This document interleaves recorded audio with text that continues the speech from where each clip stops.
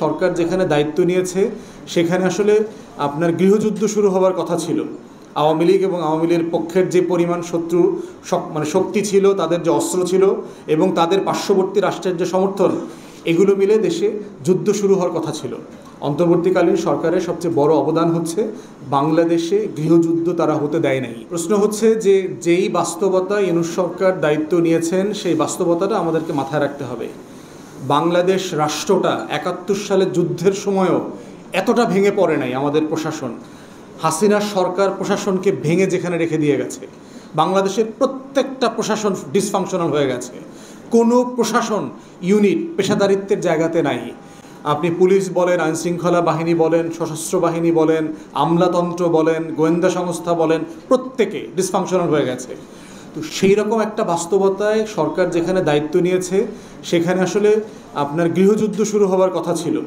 আওয়ামী লীগ এবং আওয়ামী লীগের পক্ষের যে পরিমাণ শত্রু শক্তি ছিল, তাদের যে অস্ত্র ছিল এবং তাদের পার্শ্ববর্তী রাষ্ট্রের যে সমর্থন, এগুলো মিলে দেশে যুদ্ধ শুরু হওয়ার কথা ছিল। অন্তর্বর্তীকালীন সরকারের সবচেয়ে বড় অবদান হচ্ছে বাংলাদেশে গৃহযুদ্ধ তারা হতে দেয় নাই। এবং শুধু সরকার না, রাজনৈতিক দলের নেতারাও সবাই কাজ করেছে একসাথে। বিএনপি তারেক রহমান বলেন, জামাতের ডাক্তার শফিকুর রহমান বলেন, হেফাজতের নেতৃবৃন্দ বলেন, প্রত্যেকে যে কেউ অস্ত্র হাতে তুলে নেওয়া, প্রতিশোধ নেওয়া, তারপরে বিরোধী দলের নেতাকর্মীদের বাড়িতে আগুন দেয়া, এগুলোর ব্যাপারে তারা সিরিয়াস স্টেটমেন্ট দিয়েছে। এবং সবাই মিলে কিন্তু মন্দির পাহারা দেওয়া, প্রতিষ্ঠান পাহারা দেওয়া, এই কাজগুলো তারা করেছে।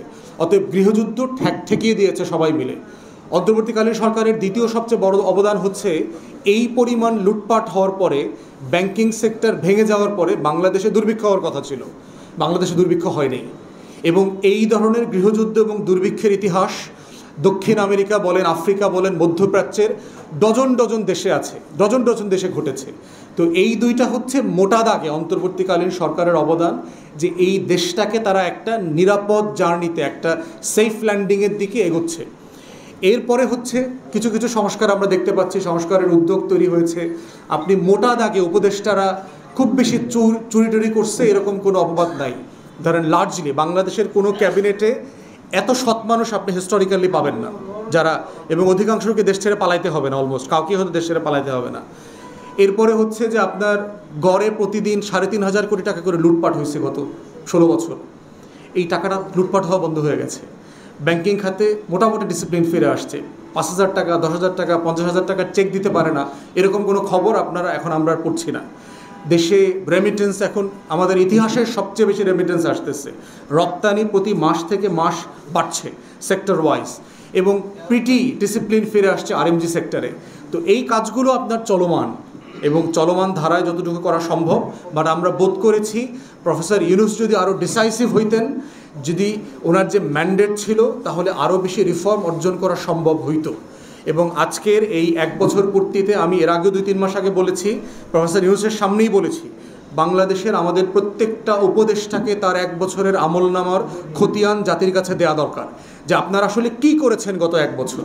আপনাদেরকে যে আল্লাহর ওয়াস্তে বসাইলাম, আপনারা তো নির্বাচন করেন নাই, ২ টাকা খরচও করেন নাই, অধিকাংশ লোক কোনোদিন এসি রুম থেকে বাইর হন নাই, গণ অভ্যুত্থানে মিছিল করা তো দূরের কথা। তো সেই জায়গায় আল্লাহর ওয়াস্তে যে আপনারা বসলেন, এবং অধিকাংশ উপদেষ্টা আওয়ামী লীগের আমলে খুবই ভালো ছিলেন, তারা আসলে কোনো বিপদ আপদে ছিলেন না, আমাদের মতো ৩-৪ বাসা মিলে পলাতক জীবনযাপন করা লাগে নাই। তো সেই বাস্তবতায় ওনারা আসলে কী করলেন দেশের জন্য, আমরা এটা জানতে চাই।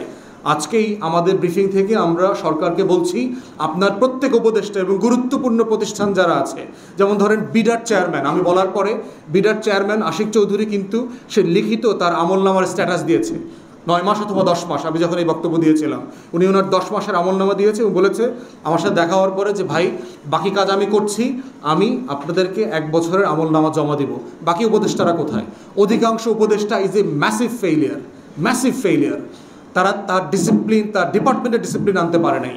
ছোটোখাটো বিষয় তারা ডিল করতে পারছে না। আন্দোলন চলছে, এখানে দেখেন তথ্য আপারা ৭২ দিন ধরে রাস্তায় চলতেছে। মিনিমাম বেসিক দাবি দাওয়া নিয়ে এখানে তারা বসছে, তাদের এই দাবি দাওয়াটা পর্যন্ত তারা রিজলভ করতে পারছে না। ডেকে নিয়ে মিথ্যা আশ্বাস দেয়, এক কথা বলে তথ্য আপাদেরকে, তোমাদের দাবি মেনে নিচ্ছি, আগামী সপ্তাহে সমাধান করে ফেলবো। প্রথম আলোতে পড়লাম, প্রথম আলোকে আবার মাননীয় উপদেষ্টা বলেছেন, এরকম কোনো আশ্বাস দেয়নি। মানে রাষ্ট্র কি ফাজলামি ব্যাপার নাকি? আপনি আন্দোলনকারীদেরকে ডেকে নিয়ে এক কথা বলবেন আর প্রথম আলোর পত্রিকাকে আর এক কথা বলবেন, এভাবে কি রাষ্ট্র চলে নাকি? একটা ছোট্ট সমস্যা। 80 কোটি 100 কোটি টাকার একটা প্রকল্প যেটা প্রান্তিক নারীদেরকে আমাদের সেবা খাতে, আমাদের তথ্য প্রযুক্তির সাথে কানেক্ট করে, এই মানুষগুলোকে আপনি 2000 মেয়ে একসাথে টার্মিনেট করে দিচ্ছেন। আর যেখানে নতুন প্রকল্প আনতেছেন 930 কোটি টাকার, কারণ এইখানে আর চুরি চামারি করার সুযোগ নাই।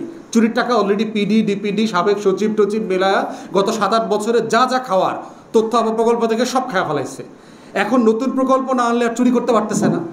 আমলারাও, মাননীয় উপদেষ্টা মহোদয় নিজে খুব ভালো মানুষ, নারীদের পক্ষের মানুষ, কিন্তু ওনাকে আমলারা ব্যাপকভাবে মিসগাইড করছেন এবং উনি সেই ট্যাবলেট খেয়ে বসে আছেন।